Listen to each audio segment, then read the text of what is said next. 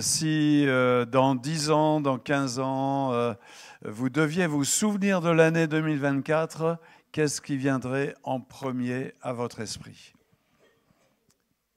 Quelque chose de difficile? Personnel, hein? Quelque chose de difficile? Peut-être une épreuve? Un événement? Qu'est-ce qui a marqué cette année 2024? Alors je continue avec mes questions parce qu'arrive 2025. 2025, entre 0 et 5, vous aimeriez que ça soit comment? Qui aimerait que 2025, ça soit 0? On aimerait tous que ça soit 5. Mais qu'est-ce que vous aimeriez voir se passer pour vous dans votre vie en 2025? Il y a on peut catégoriser ça en 3 niveaux. Peut-être que ce que vous aimeriez voir se passer en 2025, c'est quelque chose de possible. Ou alors, quelque chose de difficile, mais vous aimeriez. Ou alors, quelque chose de carrément impossible. Qu'est-ce que vous aimeriez voir se passer dans votre vie en 2025? Possible? Difficile? Impossible? Parmi ces choses et les 3 niveaux de classement, est-ce qu'il y en a une qui serait un problème pour Dieu? Est-ce que vous voulez bien vous dire ça? Moi, en 2025, j'aimerais tellement que telle chose se passe. Et ce matin, je crois que ce n'est pas du tout un problème pour Dieu. Amen. Alors, on va lire un texte ensemble. C'est ce merveilleux texte des Philippiens.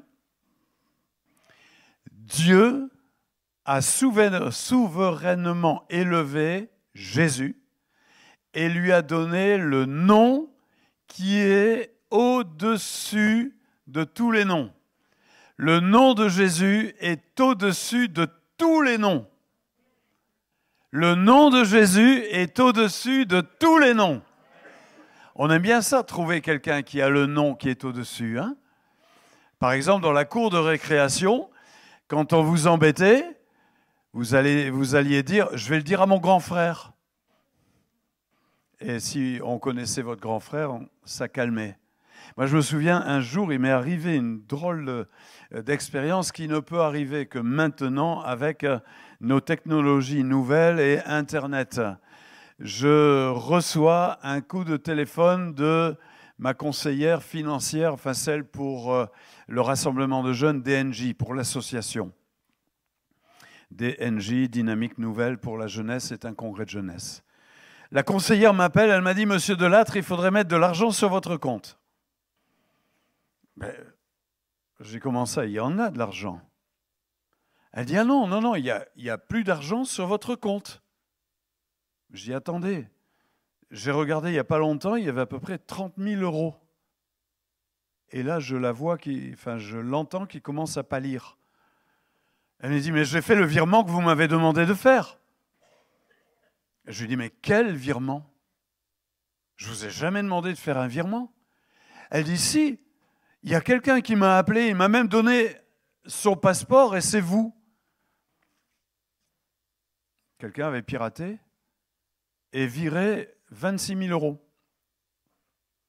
Et là, je comprends ce qui vient d'arriver. Parce que j'avais en face de moi le relevé. Alors je lui dis, écoutez, je veux voir le directeur. Elle me dit, ok, je vous prends un rendez-vous, mais ça ne sera pas avant dans 1 semaine ou 15 jours. Je dis, non, non, vous ne m'avez pas bien compris. Dans 15 minutes, je suis dans la banque et je vois le directeur. Et je raccroche. Et 15 minutes après, j'étais dans la banque. Et là, il me dit, mais ça c'est bien ennuyeux, monsieur Delattre, si vous pensez que vous avez été victime de quelque chose, alors il faut aller à la police, porter plainte, et vous revenez et vous déposez votre plainte. Je vais à la police, je reviens, je dépose la plainte. Le policier me fait monter et il tape mon rapport et il me dit, on va voir ce qu'on peut faire. Je reviens à la banque, je lui donne là, il me dit, on va voir ce qu'on peut faire. Ah, d'accord. Et j'attends. Un jour, 2 jours, 1 semaine, 2 semaines, 1 mois, toujours rien. Alors, j'appelle le directeur de la banque et je lui dis, mais vous avez des nouvelles? Et il dit, oh là là, mais c'est difficile, ça va être vraiment compliqué pour vous de récupérer votre argent. Je dis, quoi? Puis il me dit, en plus, ça va être les congés bientôt, alors il faudra attendre que tout le monde soit revenu de congé. Je dis, mais ça va pas, non? Alors j'ai pensé à un nom qui serait au-dessus. Et je suis allé au grand directeur national de la banque. Et j'ai pensé à un nom qui serait au-dessus. Je suis allé à la Banque de France. Et puis j'ai cherché des médiateurs. Et j'ai fait des recommandés. Et quelques jours après, m'étant bien assuré qu'ils avaient reçu les recommandés, je me suis repointé à la banque. Ici à Narbonne, je n'irai pas laquelle. Et là, au guichet, je dis voilà, je suis Monsieur Delattre. Ah, Monsieur Delattre. Et le directeur sort. Monsieur Delattre, venez dans mon bureau.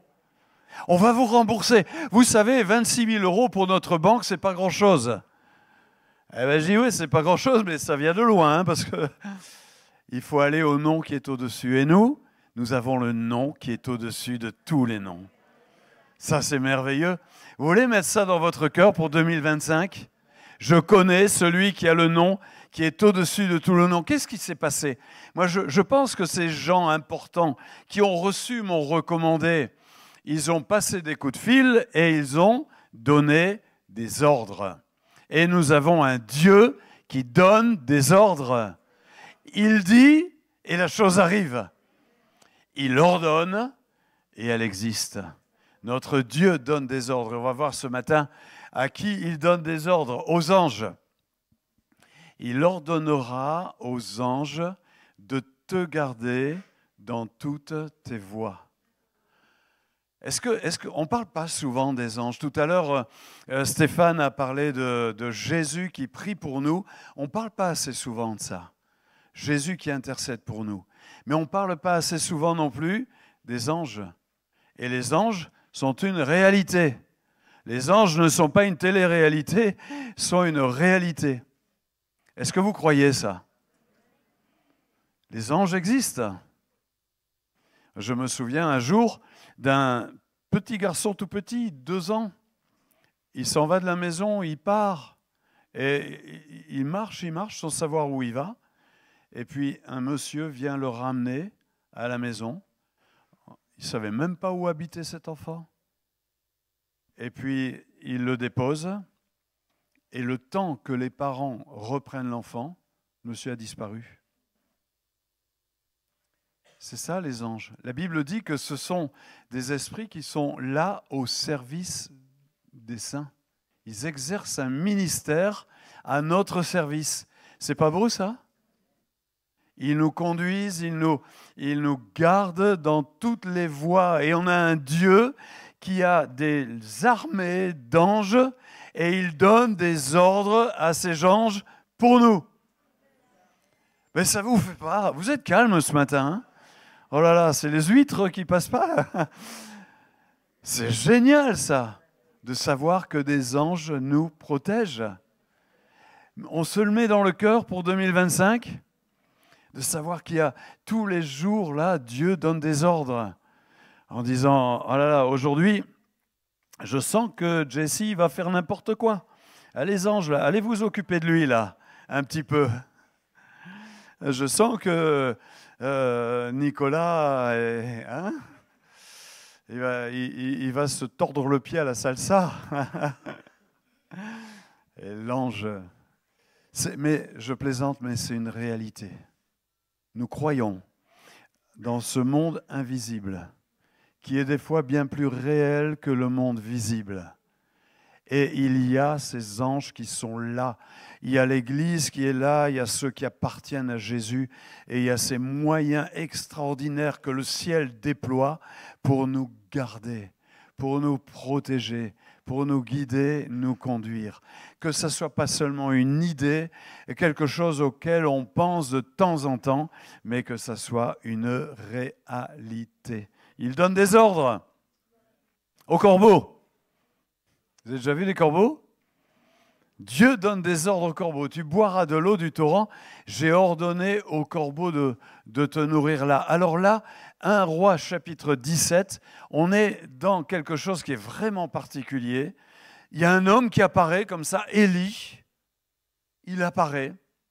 Et Élie commence à parler. Et il dit à partir de maintenant, à ma parole, il n'y aura plus d'eau. Et comme il n'y aura plus d'eau, il n'y aura plus rien à manger. Et il s'est trouvé en quelque sorte pris à son propre filet, puisque s'il n'y avait plus rien à manger pour les autres, il n'y avait plus rien à manger pour lui non plus. Pourquoi est-ce qu'il a fait ça ? Dans l'épître de Jacques, on s'aperçoit qu'il a prié. Et il a prié pour que la pluie s'arrête. Pourquoi est-ce qu'il a fait ça ? Eh bien parce que dans sa société, dans son pays, il y avait toutes sortes de divinités, notamment les Baals. Il y avait un roi, Akab. Et les Baals avaient donné l'impression qu'ils étaient plus forts que le Dieu vivant et vrai. Ils donnaient l'impression qu'ils avaient plus de succès que le Dieu vivant et vrai. Et le roi Akab ne faisait rien pour ramener Dieu sur le devant de la scène. C'était un mauvais roi. C'était un roi idolâtre. Et Élie, c'est un homme qui était indigné. Il ne supportait pas ça. Pourtant, la Bible dit que c'était un homme de la même nature que nous. Il était comme nous. Ça veut dire qu'il avait certainement des limites, il avait certainement des blessures, peut-être il avait des complexes, peut-être il était timide, il n'osait pas. Il avait ça, mais au fond de son cœur, il avait la foi. Il avait la foi et il ne supportait pas ce qui se passait dans son pays. Je ne supporte pas ce qui se passe dans mon pays. Et vous ? Je ne supporte pas. Et ce n'est pas une histoire d'impôts, de dettes, d'inflation, non. C'est spirituel. Mon pays a rejeté Dieu en dehors des frontières. Mon pays fait des choix que Dieu ne peut pas approuver. Mon pays enseigne aux enfants que Dieu n'existe pas. Et on ne peut pas supporter ça. On ne peut pas regarder ça avec un ventre mou. On ne peut pas regarder ça en disant « Ah ouais, c'est comme ça, c'est la fin des temps ». Parce que nous avons un Dieu dont le nom est au-dessus de tous les noms. Et on a un Dieu qui donne des ordres. Et Dieu cherche un homme comme Élie, un homme de nature humaine. Et quand je dis un homme, ça peut être aussi une femme. Ah là, normalement, je devrais entendre « Amen ». Alors, Dieu cherche un homme comme Élie. Cet homme, ça peut aussi être une femme. Ah, il y en a plus. Hein? Ça fait moins de bruit, mais il y en a plus. Mais c'est vrai. Tout ce qu'il attend de nous, c'est qu'on soit indignés, que ça nous révolte. C'est qu'on ne se laisse pas endormir par la situation. C'est qu'on ne se mette pas à croire plus au Baal. Vous allez dire, mais moi je ne crois pas au Baal. Mais à partir du moment où quelque part dans ma tête, je crois que Baal est plus fort que Dieu, j'y crois. Élie ne croyait pas ça. Il croyait que Dieu était plus fort. Il croyait dans celui dont le nom est au-dessus de tous les noms. Il croyait dans celui qui est capable de donner des ordres. Et à cause de ça, il va se retirer près d'un torrent où il reste un filet d'eau, mais il n'y a pas à manger, il n'y a plus à manger. Vous imaginez ça ? Cet homme qui a pris de tels risques, tous les jours il mange au McDo. Tous les jours il a de la viande servie, ravitaillée par les corbeaux.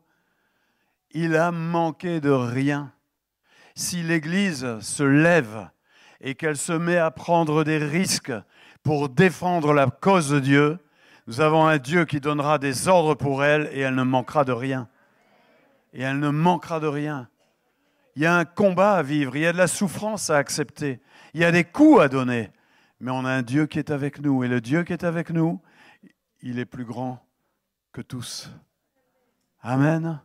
Il a donné des ordres aux corbeaux. Ah, moi, je trouve ça super. À une femme veuve, Alors là encore, dans cette partie d'essai, c'est compliqué cette histoire. Parce que quand on regarde, lève-toi, va à Sarepta et demeure là, j'y ai ordonné à une femme veuve de te nourrir. Je ne sais pas si on vous dit, tu prends le train, tu fais un voyage, tu vas dans tel endroit, là-bas il y a quelqu'un qui va t'accueillir et qui va te nourrir. Qu'est-ce que vous imaginez?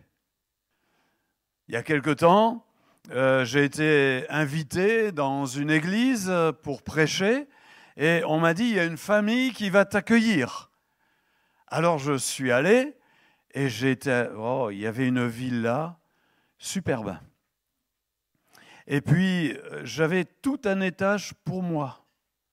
Et au petit déjeuner, moi, j'aurais voulu que le petit déjeuner dure toute la journée. Et j'étais dans un environnement, et à chaque t'as besoin de rien, t'as besoin de rien. Oh là là. Et j'étais dans une maison où il y avait une abondance et une qualité d'accueil extraordinaire. Et voilà que Dieu dit, tu vas à Sarepta, et là-bas, il y a quelqu'un qui va t'accueillir. Peut-être que Élie a eu la même pensée. Il a dit, tiens, je vais faire comme René, je vais me retrouver dans une belle maison et tout. Et il voit une femme qui est là. Et cette femme, elle est en train de ramasser du bois. La première chose, Élie lui demande à boire. C'est curieux ce texte. 3 ans et demi de sécheresse. Élie arrive, il voit quelqu'un et lui demande à boire. Je ne sais pas comment vous auriez réagi, vous. Moi, j'aurais dit, écoute, excuse-moi, mais ici, c'est chacun pour sa pomme. Moi, il me reste un petit verre d'eau. Si tu veux boire, elle lui donne à boire. Et puis, il faut un peu connaissance. Cette femme dit, je suis veuve. J'ai perdu mon mari. À cette époque-là, il n'y avait pas de pension, de reversion et tous ces machins-là. Elle n'avait rien. Et elle avait un fils. Et elle dit, voilà, on ramasse un peu de bois. Dans mon armoire, j'ai trouvé un peu de farine, un petit peu d'huile. On va se faire une galette. Et après, plus rien. Et Élie dit, ah bon, de l'huile, une galette? Fais-moi à manger. Vous ne trouvez pas un peu mal élevé, cet Élie? Et elle lui fait à manger. Elle lui fait à manger. Il y a quelque chose dans le texte, c'est que Élie n'a pas dit « fais-moi à manger », mais il a dit « fais-moi d'abord à manger ». Sous-entendu, tu mangeras après toi. Elle, dans sa tête, si je te fais d'abord à manger, après il n'y a plus rien. Mais Dieu avait donné un ordre à cette femme. Je ne sais pas si elle en était consciente. Je ne sais pas comment ça se passe quand Dieu donne des ordres, mais elle l'a fait. Et la Bible dit que la farine a continué à être là, que l'huile a continué à être là, et jusqu'à la fin de la famine, tous les jours, cette femme, elle a eu à manger pour elle et pour son fils. Tout le secret de sa victoire, le secret de cette vie qui a complètement changé pour elle, alors qu'elle était dans la misère, alors que peut-être elle se disait, mais à quoi ça sert de croire si c'est pour vivre une vie aussi malheureuse, aussi minable? À quoi ça sert si c'est pour être triste du matin au soir, de n'avoir comme perspective que ça va finir, ça va être la mort? À quoi ça sert? Tout a changé pour cette femme à cause d'un mot, ou plutôt de quelque chose qu'elle a changé dans sa vie, d'abord. Elle a changé ses priorités. Et au lieu de ramasser du bois pour elle, au lieu de prendre de la farine pour elle, au lieu de prendre de l'huile pour elle, elle l'a d'abord pour le serviteur de Dieu. D'abord pour Dieu. Et Jésus nous a donné ce genre de secret. Il a dit, occupez-vous de tout ce que vous avez à faire, tondez la pelouse, nettoyez votre voiture, placez votre argent en banque, et après, occupez-vous du royaume de Dieu. Non, il a dit, cherchez d'abord le royaume de Dieu et sa justice, d'abord. Et ça peut être quelque chose comme un mot d'ordre pour 2025. Je veux chercher d'abord le royaume de Dieu. Et qu'est-ce que Jésus dit? Tout le reste vous sera donné en plus. Attention. Quelquefois, nous, on dit, il y a un truc là. Si j'ai envie de tout avoir, je vais d'abord chercher le royaume de Dieu. Et on cherche le royaume de Dieu du bout des lèvres, dans l'espoir que tout nous soit donné en plus. Non, non. Tu cherches le royaume de Dieu pour le royaume de Dieu. Tu cherches le royaume de Dieu pour le royaume de Dieu et sa justice. Et tu t'occupes de rien. Et tout le reste viendra. Mais si tu le cherches en disant, hey, regarde, j'ai cherché ton royaume, maintenant tu peux y aller, hein. Envoie la bénédiction, allez, hop. Non, non, c'est pas comme ça qu'on fait avec Dieu. Il n'y a pas de truc, il n'y a pas de recette, il n'y a pas de mécanique. Simplement, comme je disais la semaine dernière, il veut nous avoir avec lui. Cherche le royaume de Dieu pour 2025. Ça signifie quoi pour moi? Ça signifie quoi pour toi? Chercher d'abord le royaume de Dieu et sa justice. Et cette femme, elle a manqué de rien. En premier, la priorité des priorités. C'est bon ça pour 2025? Super, hein? Alors en conclusion, il y a ce texte qui dit « Ton Dieu ordonne que tu sois puissant. » Waouh! Ton Dieu a décidé de t'accorder de la force. Ton Dieu a décrété ta puissance. L'Église ne peut pas être un peuple faible. Le chrétien ne peut pas être quelqu'un de faible. L'autre jour, et ça arrive assez souvent, ça, je ne sais pas si vous roulez sur l'autoroute, aujourd'hui il y a des voitures électriques. Et il y a une célèbre marque de voitures électriques dont le concepteur envoie aussi des satellites en l'air et qu'on voit pas mal à la télé. Bon, vous avez compris de qui je parle? Et souvent, j'ai remarqué ces voitures qui roulent tout doucement sur l'autoroute. Pourtant, quand je regarde la fiche technique, 0 à 100 en 4 secondes, 350 chevaux, et c'est nul ça. Il est puissant et il roule comme en 2 chevaux. Eh bien, ne soyons pas comme ça. Nous avons un Dieu qui a décrété notre puissance. On a un Dieu qui a ordonné que nous soyons puissants. Et il a tout fait pour cela. Il a envoyé son fils Jésus. Jésus est mort sur la croix. On l'a mis dans un tombeau. Il est ressuscité, vivant. Aujourd'hui, il est tous les jours avec nous. Il est au ciel, à la droite de Dieu. Il prie pour nous. Et il a envoyé le Saint-Esprit. Vous recevrez une puissance et vous serez mes témoins. Et aujourd'hui, Dieu donne à son Église la puissance. Il ordonne que l'Église soit la tête et non la queue, qu'elle soit en premier et pas à la traîne. L'Église a toujours été une différence dans le monde. Tous les grands progrès de l'humanité viennent de l'Église. Regardez au début les hôpitaux, l'éducation, l'égalité, etc., même les droits de l'homme. Tout ça, ça vient de l'Église. Et aujourd'hui, l'Église doit encore faire la différence. Elle doit faire la différence à Narbonne. Et elle ne doit pas faire la différence le dimanche matin.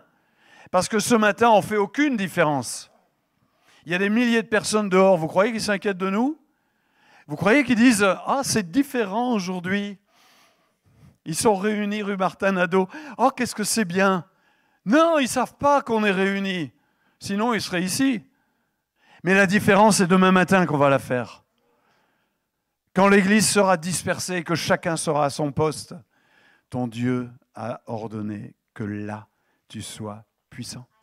Amen. Amen. Alors, pour 2025, je suis protégé par un Dieu qui donne des ordres à mon sujet. Waouh, il y a des anges. Je suis faible, j'ai des limites, des blessures. Je suis timide, mais j'ai la foi. Et je veux me laisser indigner. Je veux me laisser indigner par tout ce qui se passe et m'appuyer sur un Dieu qui saura m'accompagner dans ce combat. Je veux le relever, ce combat. Il me concerne. Il n'y a pas d'un côté les choses temporelles et de l'autre côté les choses spirituelles. Si nous sommes encore sur la terre, c'est parce qu'on a un rôle à y jouer. Et ce rôle, vous avez vu que Élie l'a joué par la prière. Il a prié. On pourrait s'arrêter, moi j'aime bien Élie. Ce que j'aime bien chez lui, c'est qu'il a mis la tête entre les genoux pour prier. Tu sais faire ça, toi? Oui, il sait faire ça, lui, il sait tout faire. Lui. Mais ça veut dire que dans sa prière, il y avait aussi de l'intelligence. On ne va pas développer là-dessus. Mais je suis aussi d'abord déterminé à faire de lui ma priorité. Amen. Déterminé à faire de lui ma priorité. Eh bien, il ne me reste plus qu'à vous souhaiter une bonne année. Ah, j'ai loupé mon effet. Il ne me reste plus qu'à vous souhaiter une bonne année. Amen. On se lève. Seigneur, nous te bénissons parce que nous découvrons dans ta parole un Dieu qui n'est jamais dépassé. Tu es un Dieu qui est toujours au contrôle et tu donnes des ordres. Même lorsqu'il y a une impossibilité, qu'on est dans la montagne au bord d'un ruisseau, tu trouves le moyen de donner des ordres à des corbeaux, des animaux impurs pour venir nourrir le prophète. Tu as donné des ordres à cette pauvre femme et comme elle t'a obéi, tu l'as bénie jusqu'à la fin de sa vie. Seigneur, merci pour les anges qui sont là et qui nous protègent et qui nous conduisent.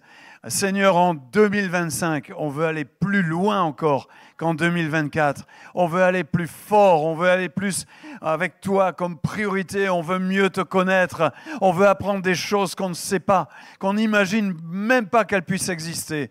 Seigneur, révèle-toi à nous et qu'en 2025, dans notre pays, la France, l'Église aille de l'avant, que l'Église marque des points, qu'elle grandisse, qu'elle se multiplie, qu'il y ait de nouvelles églises dans les villages, dans plein d'endroits, qu'il y ait, Seigneur, des milliers de baptêmes, des hommes et des femmes qui se convertissent et que ta puissance se libère dans notre pays.